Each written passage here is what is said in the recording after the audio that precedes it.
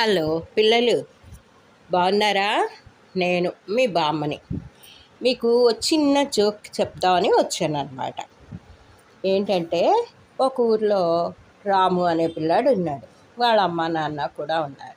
వాడు పొద్దున్నే టిఫిన్ తినేసి స్కూల్కి వెళ్తాడనమాట. అలా అని రోజు వాళ్ళ అమ్మ ఏదో వెరైటీ చేస్తూ ఉంటుంది. ఒక రోజుని పెసరట్టు వేస్తుంది అనమాట. వేడివేడిగా అల్లం పెసరట్టు. పిల్లాడిని పిలిచి, ఒరేయ్ నీకు ఇష్టం కదా, వేడి వేడి అల్లం పెసరట్టు వేసాను అంటుంది. ప్లేట్ పట్టుకుని తొందరగా రా అంటుంది. అంటే అలాగే అమ్మా వస్తున్నాను అంటూ ప్లేట్ పట్టుకుని ఆత్రంగా వచ్చాడు పాపం ఆ పిల్లాడు. వచ్చి అల్లం పెసరట్టు కోసం కూర్చున్నాడు అనమాట చూస్తూ.